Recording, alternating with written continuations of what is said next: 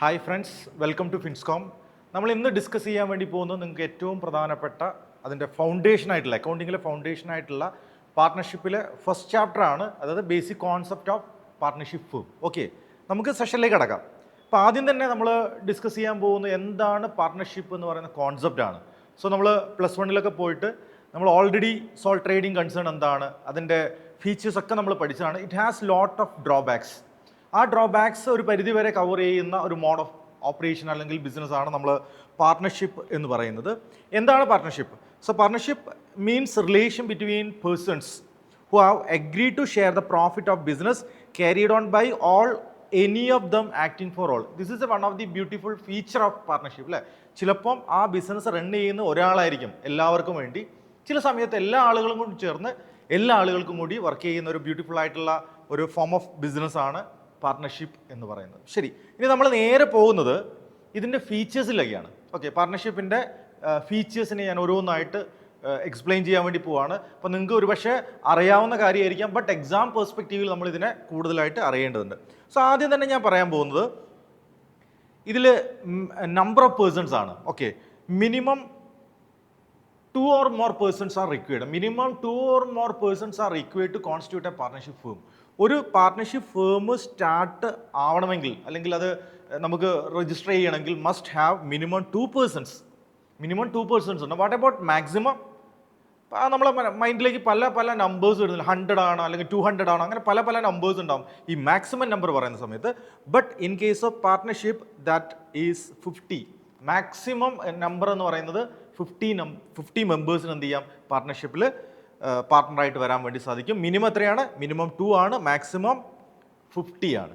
ഇതിനടുത്ത് okay, നമ്മളൊരു agreement എന്ന് പറയുന്ന ഒരു പോയിന്റിലേക്ക് കടക്കണം അല്ലേ. മിനിമം നമ്പറും മാക്സിമം നമ്പറും നമ്മൾ പഠിച്ചു കഴിഞ്ഞു.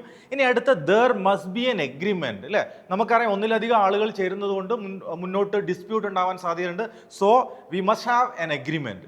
ഈ എഗ്രിമെൻറ്റ് 2 രീതിയിലാവാലോ. എന്തൊക്കെയാണ്? ഒന്നുകിൽ അത് റിട്ടേൺ ആവാം, അല്ലെങ്കിൽ അത് ഓറൽ ആവാം. ഓറൽ ആയാലും കുഴപ്പമൊന്നുമില്ല, ബട്ട് ഒരു ഫ്യൂച്ചർ പെർസ്പെക്റ്റീവിൽ നമ്മൾ നോക്കുന്ന സമയത്ത് ഇറ്റ് വുഡ് ബി നൈസ്. നമ്മൾ റിട്ടേൺ എഗ്രിമെൻ്റ് ആണെങ്കിൽ നമുക്ക് എന്ത് ചെയ്യാം, കുറച്ചും കൂടെ കോംപ്ലിക്കേഷൻസ് ഒക്കെ നമുക്ക് ഒഴിവാക്കാൻ വേണ്ടി സാധിക്കും. So there must be N agreement. ഒന്നോ അല്ലെങ്കിൽ രണ്ടോ അതിലധികം ആളുകളോ ചേർന്ന് നമ്മൾ പാർട്ട്ണർഷിപ്പ് ഫോം ചെയ്തു, അവർ തമ്മിൽ എഗ്രിമെൻ്റ് ഉണ്ടാക്കി. For what? For carrying a business. For carrying a business. ഈ എഗ്രിമെൻറ്റ് എന്തിനു വേണ്ടിയിട്ടാണ്? ഒരു ബിസിനസ് നടത്താൻ വേണ്ടിയിട്ടാണ്. ആ ബിസിനസ് നടത്തുന്ന സമയത്ത് എന്തെങ്കിലും നമ്മൾ നോക്കേണ്ടതുണ്ടോ? Yes, that must be lawful. നിയമപരമായി നമുക്ക് ചെയ്യാൻ പറ്റുന്ന ഒരു ബിസിനസ് ആയിരിക്കണം നമ്മൾ മുന്നോട്ട് വെക്കുന്നത്. Then that must B profitable. നമ്മൾ മുന്നോട്ട് പോകുന്ന സമയത്ത് നമുക്കൊരു പ്രോഫിറ്റ് സീക്കിംഗ് ആയിട്ടുള്ള ഒരു ബിസിനസ് ആയിരിക്കണം നമ്മൾ സ്റ്റാർട്ട് ചെയ്യേണ്ടത്. So that's about business.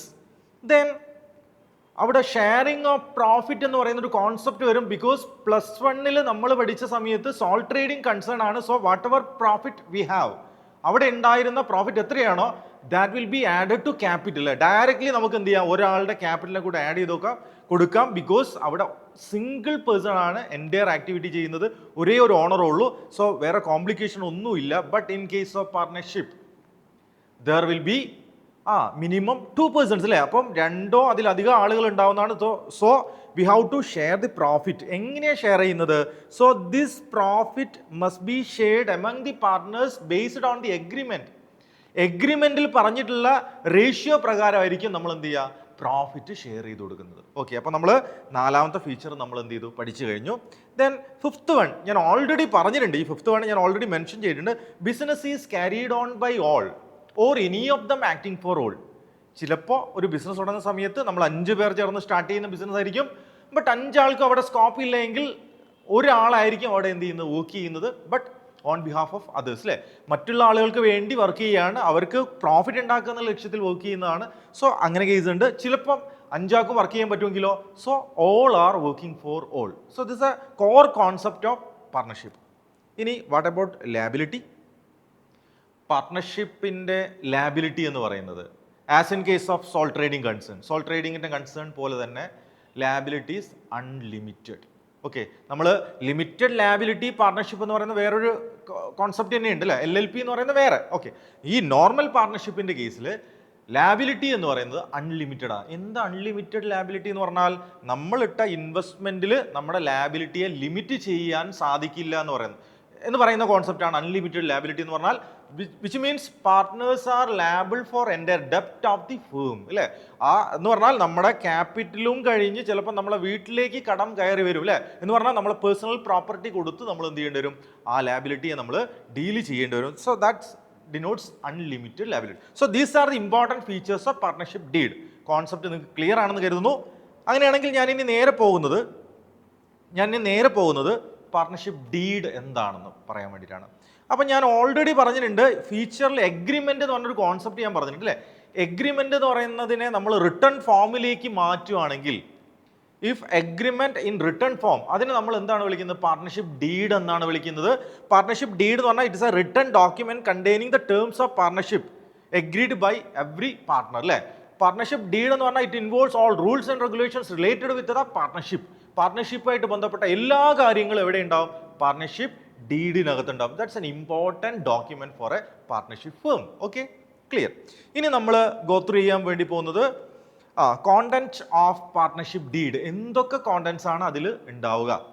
ഇത് എക്സാമിൽ പലതവണ ചോദിച്ച് കണ്ടിട്ടുള്ള ഐറ്റമാണ്.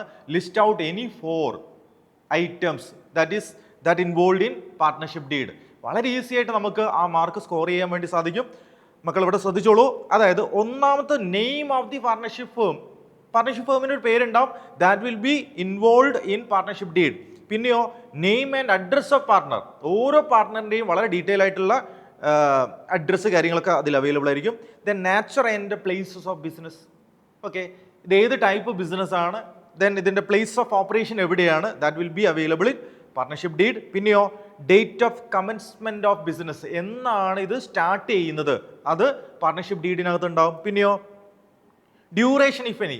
ചില സമയത്ത് അങ്ങനെ ഉണ്ടാവും, ഒരു പാർട്ണർഷിപ്പ് കോൺസ്റ്റിറ്റ്യൂട്ട് ചെയ്യുന്നത് ഫോർ എ സ്പെസിഫിക് പീരീഡ്. അപ്പോൾ അങ്ങനെയാണെങ്കിൽ ഇത് 5 വർഷം നിലനിൽക്കുന്ന ഒരു പാർട്ണർഷിപ്പാണെന്ന് ചിലപ്പോൾ അവിടെ മെൻഷൻ ചെയ്തേക്കാം. പിന്നെയോ ദെൻ ഡിവിഷൻ ഓഫ് പ്രോഫിറ്റ് അല്ലെങ്കിൽ ഷെയറിംഗ് ഓഫ് പ്രോഫിറ്റ്. എങ്ങനെയാണ് പ്രോഫിറ്റ് ഷെയർ ചെയ്യുന്നത്, ബിക്കോസ് 1, 2, 3 3 പാർട്ട്നേഴ്സ് ഉണ്ട്. ഇവർ പ്രോഫിറ്റ് ഷെയർ ചെയ്യുന്നത് ഈക്വലി ആണോ, 1:1:1 ആണോ, അല്ലെങ്കിൽ 3:2:1 ആണോ, എങ്ങനെയാണ് ഇവരുടെ പ്രോഫിറ്റ് ഷെയറിംഗ് റേഷ്യോ എന്നുള്ളത് കൃത്യമായിട്ട് പാർട്ണർഷിപ്പ് ഡീഡിൽ മെൻഷൻ ചെയ്തിട്ടുണ്ടാവും. Are you okay? Then interest on capital or interest on drawing. What you mean by interest on capital? Partner ബിസിനസ്സിലേക്ക് കൊടുക്കുന്നതിനെയാണ്, പാർട്ട്ണർ ബിസിനസ്സിലേക്ക് ഇൻവെസ്റ്റ് ചെയ്തിരിക്കുന്ന എമൗണ്ടിനെയാണ് നമ്മൾ ക്യാപിറ്റൽ എന്ന് വിളിക്കുക. അതിന് കൺസിഡറേഷൻ അതർ ദാൻ പ്രോഫിറ്റ് ചിലപ്പോൾ ബിസിനസ് എന്ത് ചെയ്യും, ഒരു ഇൻട്രസ്റ്റ് കൊടുക്കും. അങ്ങനെ ഇൻട്രസ്റ്റ് കൊടുക്കുന്നുണ്ടെങ്കിൽ അതിൻ്റെ റേറ്റ് എത്രയാണ്, that must be defined in partnership deed. ഡീഡിൽ കൃത്യമായിട്ട് അത് മെൻഷൻ ചെയ്യണം. അത് ഇൻ കേസ് ഓഫ് ഡ്രോയിങ്സ് അല്ലേ, പേഴ്സണൽ പർപ്പസിന് ബിസിനസ്സിൽ നിന്ന് ഓണർ പിൻവലിക്കുന്ന എമൗണ്ടിനെയാണ് നമ്മൾ ഡ്രോയിങ്സ് എന്ന് വിളിക്കുന്നത്. അതിന് ഇൻട്രസ്റ്റ് ചാർജ് ചെയ്യണോ, ചാർജ് ചെയ്യുന്നുണ്ടെങ്കിൽ that must be given in the partnership deed. Okay, that's fine. Then interest on partners loan. ഫേമിന് ചിലപ്പം ഫണ്ട് ആവശ്യമുള്ള സമയത്ത് ചിലപ്പോൾ പാർട്ട്ണർ എടുത്തുനിന്ന് apart from their capital contribution ചിലപ്പോൾ നമ്മൾ എന്ത് ചെയ്യും, ലോൺ കൂടെ എടുത്തിട്ടുണ്ടാവും. അങ്ങനെ ലോൺ എടുത്തിട്ടുണ്ടെങ്കിൽ അതിന് നമ്മൾ എന്ത് കൊടുക്കണം, റിട്ടേൺ കൊടുക്കേണ്ടതുണ്ട്. ആ റിട്ടേൺ ഇവിടെ മെൻഷൻ ചെയ്യണം, പാർട്ണർഷിപ്പ് ഡീഡിനകത്ത് മെൻഷൻ ചെയ്യണം. Then what about salary commission, which means remuneration അല്ലേ. remuneration to partner must be defined in partnership deed. Okay, ഇപ്പം ABC എന്ന് പറഞ്ഞ പാർട്ണർ ഉണ്ട്. ഇതിൽ A എന്ന് പറയുന്ന പാർട്ണർ മാത്രമാണ് നമ്മളെ ഫേമിൽ വർക്ക് ചെയ്യുന്നത്. സോ അയാളുടെ സാലറി ഇത്രയാണ്, അല്ലെങ്കിൽ അയാൾ ഉണ്ടാക്കുന്ന സെയിൽസിൻ്റെ കമ്മീഷൻ ഇത്രയാണ്. അത് കൃത്യമായിട്ട് പാർട്ണർഷിപ്പ് ഡീഡിൽ സ്പെൽറ്റ് ഔട്ട് ചെയ്തിട്ടുണ്ടാവും. ഇനി ഞാൻ പോകുന്ന ടോപ്പിക് വളരെ വളരെ ഇമ്പോർട്ടൻ്റ് ആണ്. എക്സാം പെർസ്പെക്റ്റീവിലാണ് ഞാൻ പറയുന്നത്. അതായത് treatment of some items in the absence of partnership deed. ചില കാര്യങ്ങൾ പാർട്ണർഷിപ്പ് ചിലപ്പോൾ സൈലൻ്റ് ആയിരിക്കും. അതിനെ നമ്മൾ എങ്ങനെയാണ് ട്രീറ്റ് ചെയ്യാൻ വേണ്ടി പോകുന്നത്, പ്രത്യേകം ശ്രദ്ധിക്കണം. എല്ലാ എക്സാമിനും ചോദിക്കുന്ന ഒരു കാര്യമാണിത്. നല്ലോണം ശ്രദ്ധിച്ചോളൂ. ആദ്യത്തെ കാര്യം, പ്രോഫിറ്റ് ഷെയറിംഗ് റേഷ്യോ എന്ന് പറഞ്ഞാൽ nothing is mentioned in partnership deed regarding partnership particular profit sharing ratio. Profit sharing റേഷ്യോനെ കുറിച്ച് ഒന്നും പറയുന്നില്ല എങ്കിൽ നമ്മൾ എന്ത് ചെയ്യും? ഒന്നും പറയുന്നില്ല എങ്കിൽ നമ്മൾ പാർട്ട്നേഴ്സിന് പ്രോഫിറ്റ് കൊടുക്കാതിരിക്കാൻ വേണ്ടി പറ്റുമോ? ഇല്ല. That will be distributed among the partners equally. 1:1:1 3 partner ആണെങ്കിൽ ഈക്വലി നമ്മൾ ഡിസ്ട്രിബ്യൂട്ട് ചെയ്യും. എങ്ങനെയാണെങ്കിൽ ഇഫ് നത്തിങ് ഈസ് മെൻഷൻഡ്, കൃത്യമായിട്ട് മെൻഷൻ ചെയ്യുന്നുണ്ടെങ്കിലോ 2:1:3 എന്ന് മെൻഷൻ ചെയ്തിട്ടുണ്ടെങ്കിൽ നമ്മൾ ഏത് ഫോളോ ചെയ്യണം? ഈ റേഷ്യോയിൽ വേണം നമ്മൾ ഡിസ്ട്രിബ്യൂട്ട് ചെയ്യാൻ. ഇനി അങ്ങനെ മെൻഷൻ ചെയ്യുന്നില്ലെങ്കിലോ നമ്മൾ 1:1:1 നമ്മൾ ഡിസ്ട്രിബ്യൂട്ട് ചെയ്യും. What about interest on capital? ഞാൻ ഓൾറെഡി കോൺസെപ്റ്റ് ഞാൻ പറഞ്ഞു തന്നിട്ടുണ്ട്. ഇൻട്രസ്റ്റ് ഓൺ ക്യാപിറ്റലിനെ പറ്റി ഒന്നും പറയുന്നില്ല. If nothing is mentioned regarding this interest on capital, that particular partner is not entitled to get any interest. അയാൾ എന്തിന് അർഹനല്ല? അയാൾക്ക് ഫേമിൽ നിന്ന് എന്ത് കിട്ടില്ല? ഇൻട്രസ്റ്റ് ഓൺ ക്യാപിറ്റൽ കിട്ടില്ല. അപ്പോൾ ഉത്തരം എന്താണ്? നോ എന്നാണ്. No interest on capital. What about interest on drawings? ഡ്രോയിങ്സിന് അങ്ങനെ ഇൻട്രസ്റ്റിനെ പറ്റി പറയുന്നില്ലെങ്കിൽ അയാൾക്ക് ഇൻട്രസ്റ്റ് ഓൺ ഡ്രോയിങ്സ് ചാർജ് ചെയ്യപ്പെടുമോ? അതിൻ്റെ ഉത്തരം നോ എന്നാണ്. Okay, no interest on drawings will be charged. Then what about remuneration to partner? പാർട്ട്ണറുടെ സാലറിയെ കുറിച്ചോ കമ്മീഷനെ കുറിച്ചോ ഒന്നും പറയുന്നില്ല എങ്കിൽ അവർക്കത് കൊടുക്കേണ്ടതുണ്ടോ? അതിൻ്റെ ഉത്തരം നോ എന്നാണ്. അപ്പോൾ നമുക്ക് പഠിക്കാൻ വളരെ എളുപ്പമാണ്, നോക്കിക്കണം. Then what about interest on loan? Partner അടുത്തുനിന്ന് ലോൺ എടുത്തിട്ടുണ്ട്, അതിൻ്റെ ഇൻട്രസ്റ്റിനെ പറ്റി ഒന്നും പറയുന്നില്ല എങ്കിൽ അയാൾക്ക് ഇൻട്രസ്റ്റ് കൊടുക്കാൻ പറ്റില്ല നമ്മൾ പറഞ്ഞാൽ അയാൾ എന്ത് പറയും? ഓക്കെ, എനിക്കത് മുന്നോട്ട് പോകാൻ താല്പര്യമില്ല എന്ന് പറയും. അതുകൊണ്ട് if nothing is mentioned, interest on ലോണിനെ കുറിച്ച് ഒന്നും പറയുന്നില്ലെങ്കിലും we are liable to give 6% of interest on loan from partner. പാർട്ട്ണറുടെ ലോണിൻ്റെ മുകളിൽ നമ്മൾ 6% കൊടുക്കണം. അപ്പോൾ മക്കളെ നോക്കിക്കണേ, നിങ്ങളെ സംബന്ധിച്ച് ഇത് പഠിക്കൽ വളരെ ഈസിയാണ്. 2 പോയിന്റ് ആലോചിച്ചാൽ മതി. എന്താ 2 പോയിന്റ്? ഒന്ന്, ഈ പർട്ടിക്കുലർ പ്രോഫിറ്റ് ഷെയറിംഗ് റേഷ്യോൻ്റെ ഒരു പോയിന്റ് ആലോചിക്കുക. Then interest on loan from partner. ഈ 2 പോയിന്റ് ഓർത്തിരുന്നാൽ മതി. ഇതിന് മാത്രമേ ഒരു ഡിഫറെൻറ്റ് ആൻസർ ഉള്ളൂ അല്ലേ? എന്ന് പറഞ്ഞാൽ interest on profit sharing ratio എങ്ങനെയാണ് കൊടുക്കുന്നത്? 1:1:1 ഈക്വലി ആണ്. ഇൻട്രസ്റ്റ് ഓൺ ലോൺ എങ്ങനെയാണ്? 6% ആണ്. ബാക്കി എല്ലാത്തിൻ്റെ ആൻസർ എന്താണ്? നോ എന്നാണ്. സോ നിങ്ങളെ സംബന്ധിച്ചാൽ ഈസി ആയിട്ട് 4 മാർക്ക് ക്വസ്റ്റ്യൻ സ്കോർ ചെയ്യാൻ പറ്റുന്ന ഏരിയ ആണ് ഈ treatment of items in the absence of partnership deed എന്ന് പറയുന്നത്. R you okay? ദെൻ ഇനി ഞാൻ പോകുന്നത് ക്യാപിറ്റൽ അക്കൗണ്ട്. നമുക്കറിയാം എക്സാമിൽ വളരെ വളരെ ഇമ്പോർട്ടൻ്റ് ആണ്. കാരണം ഒരു അഡ്മിഷൻ എന്ന് പറയുന്ന ചാപ്റ്ററിലെ ഒരു എസ്സേ ക്വസ്റ്റ്യൻ വരുവാണെങ്കിൽ നിങ്ങൾ റിവാലുവേഷൻ വരയ്ക്കണം, ക്യാപിറ്റൽ അക്കൗണ്ട് വരയ്ക്കണം, ഫിനാൻഷ്യൽ സ്റ്റേറ്റ്മെൻറ്റ് വരയ്ക്കണം, മീൻസ് ബാലൻസ് ഷീറ്റ് വരയ്ക്കണം. എന്ന് പറഞ്ഞാൽ ക്യാപിറ്റൽ അക്കൗണ്ട് എന്തായാലും നിങ്ങൾ അറിഞ്ഞിരിക്കണം. സെപ്പറേറ്റ് ക്വസ്റ്റ്യൻ ആയിട്ടും ക്യാപിറ്റൽ അക്കൗണ്ട് വരാറുണ്ട്. ക്യാപിറ്റൽ അക്കൗണ്ടിന് നോർമലി നമ്മൾ ക്ലാസ് റൂമിലൊക്കെ പഠിക്കുന്ന സമയത്ത് നോർമലി നമ്മൾ ആദ്യം തന്നെ അതിൻ്റെ 2 ടൈപ്പ് ആയിരിക്കും നമ്മൾ പഠിക്കുന്നുണ്ടാവുക. പക്ഷെ ഞാനിവിടെ ആദ്യം തന്നെ ഈ ക്യാപിറ്റൽ അക്കൗണ്ട് എന്താണ്, എങ്ങനെയാണെന്നുള്ള കാര്യം ഞാൻ നിങ്ങൾക്ക് പറഞ്ഞുതരാൻ വേണ്ടി പോവാണ്. നല്ലോണം ശ്രദ്ധിച്ചോളൂ, നിങ്ങൾക്കിത് ഫോളോ ചെയ്യാൻ വേണ്ടി പറ്റും. അപ്പം ക്യാപിറ്റൽ അക്കൗണ്ട് നിങ്ങൾ നോക്കിയേ, this just like A ledger അല്ലേ? ഒരു ലെഡ്ജറിൻ്റെ എല്ലാ നാച്ചറും നമുക്ക് കാണാൻ വേണ്ടി സാധിക്കും. Which means it has debit side, it has credit side അല്ലേ? ഡെബിറ്റും ക്രെഡിറ്റും ഒക്കെ ഉണ്ട്. അടിപൊളിയായിട്ട് ഡെബിറ്റും ക്രെഡിറ്റും ഉണ്ട്. Particulars column is there, amount column is there. എല്ലാ കാര്യങ്ങളും ഒരു ലെഡ്ജറിൻ്റെ എല്ലാ സ്വഭാവവും ഇതിനുണ്ട്. ബിക്കോസ് ദിസ് എ ലെഡ്ജർ, ഇതൊരു ലെഡ്ജറാണ്. ശരി, ക്യാപിറ്റൽ അക്കൗണ്ട് പ്രിപ്പയർ ചെയ്യാൻ ഞാൻ നിങ്ങളെ ഹെൽപ്പ് ചെയ്യാം. നല്ല ഒരു സിമ്പിൾ ലോജിക്ക് ഞാൻ നിങ്ങൾക്ക് പറഞ്ഞുതരാം. എന്താണ് സിമ്പിൾ ലോജിക്? ഈ ക്യാപിറ്റൽ അക്കൗണ്ട് എന്ന് പറഞ്ഞാൽ അസറ്റ് ആണോ, ലാബിലിറ്റി ആണോ, ഇൻകം ആണോ, എക്സ്പെൻസ് ആണോ? യെസ്, നിങ്ങൾ പറഞ്ഞത്, നിങ്ങൾ ചിന്തിച്ചത് കറക്റ്റാണ്. This is liability. ക്യാപിറ്റൽ എന്ന് പറഞ്ഞാൽ ലാബിലിറ്റി ആണ്. ഓക്കെ, ലാബിലിറ്റി ആണ്, ഫൈൻ. ഇനി എൻ്റെ നെക്സ്റ്റ് ക്വസ്റ്റ്യൻ, ലാബിലിറ്റി എന്ത് ബാലൻസ് ആണ് കാണിക്കുക? ഡെബിറ്റ് ബാലൻസ് ആണോ കാണിക്കുക, അല്ലെങ്കിൽ ക്രെഡിറ്റ് ബാലൻസ് ആണോ? Yes, you are right. Credit balance ആണ്. Liability always shows credit balance. ഒരു അക്കൗണ്ട് ക്രെഡിറ്റ് ബാലൻസ് കാണിക്കുന്ന അക്കൗണ്ട് ആണെന്ന് ഐഡൻറ്റിഫൈ ചെയ്യാൻ പറ്റിയാൽ അടുത്ത ടാസ്ക് എന്താ അറിയോ? അതിൻ്റെ ഓപ്പണിംഗ് ബാലൻസ്, ക്രെഡിറ്റ് ബാലൻസ് കാണിക്കുന്ന ഒരു അക്കൗണ്ടിൻ്റെ opening balance always on the credit side. അത് നിങ്ങൾക്ക് ഓർത്ത് വെക്കേണ്ട ഒരു കാര്യമാണ്. അപ്പം ഞാൻ എന്ത് ചെയ്യണം? ക്യാപിറ്റൽ അക്കൗണ്ടിൻ്റെ ഓപ്പണിംഗ് ബാലൻസ് എവിടെ ഉണ്ടാവുക? യെസ്, ഞാനിവിടെ എഴുതാണ് ബാലൻസ് ബ്രോ ഡൗൺ. ഓക്കെ, ഞാനിവിടെ ഓപ്പണിംഗ് ബാലൻസ് എവിടെ ഉണ്ടാവുക? ക്രെഡിറ്റ് സൈഡിൽ. ഫോർ എക്സാമ്പിൾ, എനിക്ക് ഈ ഫേമിൽ 1 ലക്ഷം രൂപയുടെ ക്യാപിറ്റലിൻ്റെ ഓപ്പണിംഗ് ബാലൻസ് ആയിട്ട് ഞാനത് എഴുതി വെച്ചിട്ടുണ്ട്. ഇനി ഈ റൂള് നോക്കിക്കോളൂ. ഞാനിപ്പോൾ ഒരു ഐറ്റവും നിങ്ങൾക്ക് പറഞ്ഞു തന്നില്ല. ക്യാപിറ്റലിൻ്റെ ഡെബിറ്റ് സൈഡിൽ നിന്ന് ഐറ്റങ്ങൾ ഉണ്ടാവും, ക്രെഡിറ്റ് സൈഡിൽ നിന്ന് ഐറ്റങ്ങൾ ഒന്നും ഞാൻ പറഞ്ഞില്ല. ഞാൻ പറയുന്ന ലോജിക്ക് നല്ലോണം ശ്രദ്ധിച്ചോളൂ, നിങ്ങൾക്ക് ഈസി ആയിട്ട് പ്രിപ്പയർ ചെയ്യാൻ വേണ്ടി പറ്റും. അപ്പോൾ എൻ്റെ നെക്സ്റ്റ് റൂള് കേട്ട് കഴിഞ്ഞാൽ നിങ്ങൾക്ക് എന്ത് ചെയ്യാം? കൃത്യമായിട്ട് ഇത് വരയ്ക്കാൻ വേണ്ടി സാധിക്കും. ക്യാപിറ്റൽ അക്കൗണ്ട് ലാബിലിറ്റി ആണ്. Liability always shows credit balance, therefore it's opening balance will be on the credit side. ശരി, ഇനി ശ്രദ്ധിച്ചോളൂ. ഒരു അക്കൗണ്ട് ക്രെഡിറ്റ് ബാലൻസ് കാണിക്കുന്ന ഐറ്റം ആണെങ്കിൽ ഇനി അതിൻ്റെ അളവ് ഇൻക്രീസ് ചെയ്യണമെങ്കിൽ നമ്മൾ അതിനെ ക്രെഡിറ്റ് തന്നെയാണ് ചെയ്യേണ്ടത്. ഒരു അക്കൗണ്ട് ക്രെഡിറ്റ് ബാലൻസ് കാണിക്കുന്ന ഐറ്റം ആണെങ്കിൽ അതിൻ്റെ അളവ് ഇൻക്രീസ് ചെയ്യണമെങ്കിൽ you have to credit it. അതിൻ്റെ അളവ് നിങ്ങൾക്കൊന്ന് കുറയ്ക്കണമെന്ന് തോന്നുകയാണെങ്കിൽ നിങ്ങൾ എന്ത് ചെയ്യണം? ഡെബിറ്റ് ചെയ്യണം. കുറയ്ക്കണമെങ്കിൽ നിങ്ങൾ ഡെബിറ്റ് ചെയ്യണം. So those items which will increase the volume of capital should be shown on the credit side of capital account.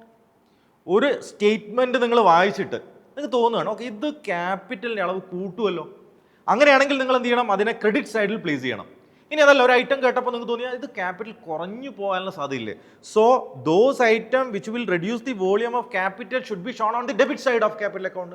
Simple logic. ഈ പിക്ചർ നിങ്ങളുടെ മനസ്സിലുണ്ടെങ്കിൽ ഒരു ക്യാപിറ്റൽ അക്കൗണ്ടും നിങ്ങൾക്ക് മിസ്റ്റേക്ക് വരില്ല, തെറ്റിപ്പോകില്ല, നിങ്ങൾക്ക് കൺഫേം ചെയ്യാൻ ഈ റൂളിനെ ഉപയോഗപ്പെടുത്താം. ശരി, ഞാൻ പറഞ്ഞതൊക്കെ ശരിയാണോ എന്ന് നമുക്ക് കൺഫേം ചെയ്യാൻ ഓക്കെ ഞാനൊരു ഐറ്റം പറയാം.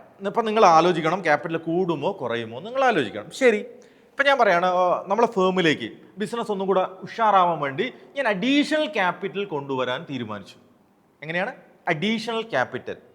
അപ്പോൾ അഡീഷണൽ ക്യാപിറ്റൽ കൊണ്ടുവരാൻ തീരുമാനിച്ചു എന്ന് പറഞ്ഞാൽ ഓക്കെ ഞാനൊരു 50,000 അഡീഷണൽ ക്യാപിറ്റൽ കൊണ്ടുവന്നു. ജേണൽ എൻട്രി എന്താ, cash account debit to capital അല്ലേ. അപ്പോൾ നമ്മൾ ഉറപ്പായിട്ടും ഈ ക്യാപിറ്റൽ വരുന്ന അഡീഷണൽ ക്യാപിറ്റൽ വരുന്ന സമയത്ത് എൻ്റെ 1 ലക്ഷം എന്ന് പറയുന്ന ക്യാപിറ്റലിൻ്റെ അളവ് ഇൻക്രീസ് ചെയ്യാണോ ചെയ്യുക, ഡിക്രീസ് ചെയ്യാണോ? Yes, you are right, increase ചെയ്യും. ഇൻക്രീസ് ചെയ്യണമെങ്കിൽ ഡെബിറ്റ് ആണോ ക്രെഡിറ്റ് ആണോ? Yes, credit side. അപ്പോൾ ഞാൻ ക്രെഡിറ്റ് സൈഡിൽ ഞാൻ ക്യാഷ് എന്ന് എഴുതി. എത്ര എഴുതി? 50,000 രൂപ ക്രെഡിറ്റ് സൈഡിൽ എഴുതി. ശരിയാണല്ലോ? ശരിയാണ് അല്ലേ. ഇപ്പം എൻ്റെ ക്യാപിറ്റൽ എത്രയുണ്ട്? നേരത്തെ 1 ലക്ഷം ഉണ്ട്, ഇപ്പോഴത്തെ 50,000 കൂടി 1.5 ലക്ഷമായിട്ട് മാറിയിട്ടുണ്ട്. ശരി, അടുത്തൊരു ഐറ്റം ഞാൻ പറയാം. ഓക്കെ, ഫോർ എക്സാമ്പിൾ പാർട്ട്ണർക്ക് കമ്മീഷൻ കിട്ടി. ഓക്കെ, ഈ പർട്ടിക്കുലർ പാർട്ട്ണർക്ക് കമ്മീഷൻ കിട്ടി. നമ്മൾ നേരെ അങ്ങ് കൊടുക്കില്ല, നേരെ നമ്മൾ ക്യാപിറ്റൽ അക്കൗണ്ടിലേക്കാണ് കൊടുക്കുക. അപ്പോൾ commission for example 10,000 commission capital അക്കൗണ്ടിലേക്ക് വന്നു കഴിഞ്ഞാൽ ഇതിൻ്റെ അളവ് ഇൻക്രീസ് ചെയ്യോ ഡിക്രീസ് ചെയ്യോ? 1 ലക്ഷം ഉള്ളത് 1.5 ആയിട്ടുണ്ടായിരുന്നു, ഇപ്പോൾ ഒരു 10,000 കൂടെ വന്നിട്ടുണ്ടെങ്കിൽ ഉറപ്പായിട്ടും അതിൻ്റെ അളവ് ഇൻക്രീസ് ചെയ്യണം, which means that must B shown on the credit side. അപ്പോൾ ഞാനിവിടെ എന്ത് ചെയ്തു? Yes, commission. ഓക്കെ, കമ്മീഷൻ എന്നുള്ള ഐറ്റം ക്രെഡിറ്റ് സൈഡിൽ എഴുതി. എത്രയാ? 10,000. ഇപ്പം നമുക്ക് മനസ്സിൽ കണക്കൂട്ടാൻ പറ്റുന്നുണ്ട് 1,60,000 എൻ്റെ ക്യാപിറ്റൽ അക്കൗണ്ടിലുണ്ട്. ശരി, ഇനി എനിക്കൊരു പേഴ്സണൽ അർജൻസി വന്നു, ഒരു ഹൗസ് വാമിങ് എൻ്റെ ഒരു പേഴ്സണൽ പർപ്പസിന് വേണ്ടി ഞാൻ എന്ത് ചെയ്തു? ബിസിനസ്സിൽ നിന്ന് ഒരു 30,000 രൂപ ഞാൻ എൻ്റെ പേഴ്സണൽ പർപ്പസിന് പിൻവലിച്ചു. ഓക്കെ, പേഴ്സണൽ പർപ്പസിന് പിൻവലിക്കുന്നത് നിങ്ങൾ എന്താ വിളിക്കുക? Yes, drawings. അപ്പം ഞാൻ അങ്ങനെ പേഴ്സണൽ പർപ്പസിന് ബിസിനസ്സിൽ നിന്ന് പണം എടുത്തുകൊണ്ട് പോയി കഴിഞ്ഞാൽ എൻ്റെ ക്യാപിറ്റലിൻ്റെ അളവ് ഇൻക്രീസ് ചെയ്യുകയാണോ ചെയ്യുക അല്ലെങ്കിൽ ഡിക്രീസ് ചെയ്യുകയാണോ ചെയ്യുക? യെസ്, ഡിക്രീസ് ചെയ്യും. അപ്പോൾ സൈഡ് ഏതാ പറഞ്ഞത്? Yes, that will B on the debit side. അപ്പം ഞാൻ ഡെബിറ്റ് സൈഡിൽ എഴുതാണ് ഡ്രോയിങ്സ്. എത്രയാ?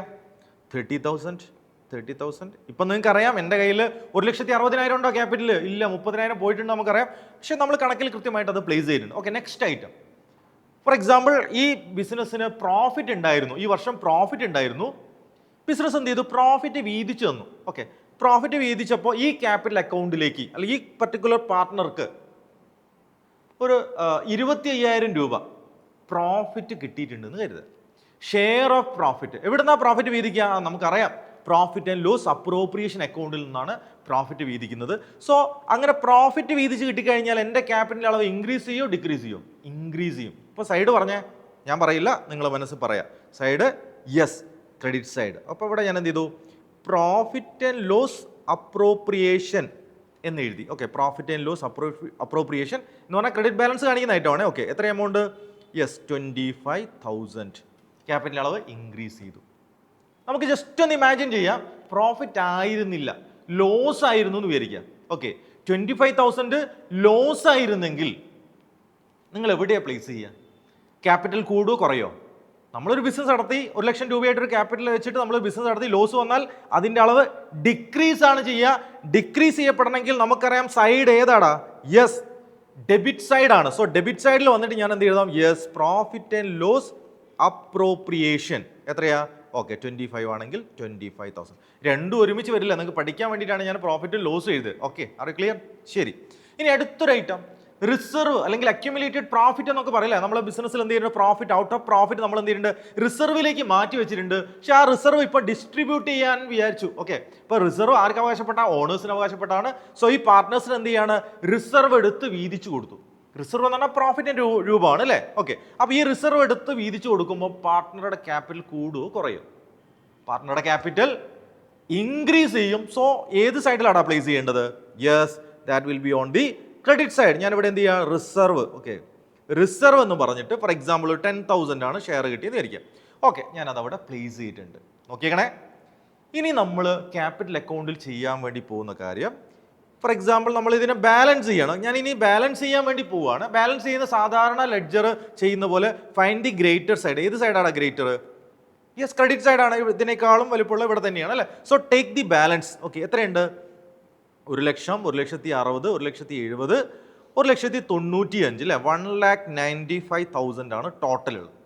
Take the total two the same debit side അല്ലേ. സെയിം എമൗണ്ടിന് ഞാൻ ഡെബിറ്റ് സൈഡിൽ പ്ലേസ് ചെയ്യുന്നു 1,95,000 and take the difference. Okay, നമ്മൾ ഇതിൻ്റെ ഡിഫറൻസ് എടുക്കുന്നു. Okay, 95 65 then 60 1,40,000. ഓക്കെ, 1,40,000 ഡിഫറൻസ് കിട്ടി. ഇതിന് നേരെ ഞാൻ എന്ത് ചെയ്തു? ബാലൻസ് ക്യാരി ഡൗൺ എന്ന് എഴുതി. ഇനി നിങ്ങൾ പ്രത്യേകം ശ്രദ്ധിക്കണേ, നമ്മളിവിടെ ബാലൻസ് ക്യാരി ഡൗൺ എന്ന് പറഞ്ഞിട്ടൊരു സാധനം എഴുതിയില്ലേ, ഇതിന് വേണ്ടിയാണ് നമ്മൾ ക്യാപിറ്റൽ അക്കൗണ്ട് വരയ്ക്കുന്നത്. Capital account is prepared to know the closing balance of capital. തുടക്കത്തിൽ 1,00,000 രൂപ ഉണ്ടായിരുന്നു, അതിലേക്ക് അഡീഷണൽ ക്യാപിറ്റൽ വന്നിട്ടുണ്ട്, കമ്മീഷൻ വന്നിട്ട്, പ്രോഫിറ്റ് വന്നിട്ടുണ്ട്, റിസർവ് വന്നിട്ടുണ്ട്, ഡ്രോയിങ്സ് പോയിട്ടുണ്ട്, പ്രോഫിറ്റ് ആൻഡ് ലോസ് അല്ലെങ്കിൽ ലോസ് വന്നിട്ടുണ്ട്. സോ ഇങ്ങനെ ഒരുപാട് ഫ്ലക്ച്വേഷന് ശേഷം നമ്മുടെ 1,00,000 രൂപ എന്ന് പറയുന്ന നമ്മളെ ക്യാപിറ്റൽ ഇപ്പോൾ എത്രയുണ്ടടാ? Yes, 1,40,000. So capital account is prepared to know the closing balance of capital. അപ്പോൾ നമ്മൾ കണ്ടുപിടിച്ചിട്ടുണ്ട് 1,40,000. ഇത് എന്തിനാ? ഇത് എങ്ങോട്ടേക്ക് ട്രാൻസ്ഫർ ചെയ്യുക? This amount will be transfer to എവിടെയാടാ? ബാലൻസ് ഷീറ്റ് അല്ലേ. ബാലൻസ് ഷീറ്റിൽ നമ്മൾ ലാബിലിറ്റി സൈഡ് കാണിക്കുന്ന എമൗണ്ട് ഏതാടാ? ഈ കണ്ടുപിടിച്ചിരിക്കുന്ന 1,40,000. അപ്പോൾ ക്യാപിറ്റൽ അക്കൗണ്ട് എന്താണെന്നും ക്യാപിറ്റൽ അക്കൗണ്ടിൽ എങ്ങനെയാണ് ഐറ്റങ്ങളെ പ്ലേസ് ചെയ്യുക എന്നുള്ളതും അതിൻ്റെ ഉത്തരത്തെ നമ്മൾ എങ്ങോട്ട് കൊണ്ടുപോകും എന്നുള്ള ഒരു വലിയ കോൺസെപ്റ്റ് നിങ്ങൾക്ക് കിട്ടി എന്ന് കരുതുന്നു. ദെൻ നെക്സ്റ്റ് വീഡിയോയിൽ നമ്മൾ different types of capital account എങ്ങനെയാണ് നമ്മൾ വരയ്ക്കുക എന്നുള്ളതും കൂടുതൽ പ്രോബ്ലങ്ങളും നമ്മൾ എന്ത് ചെയ്യും? വർക്കൗട്ട് ചെയ്യും.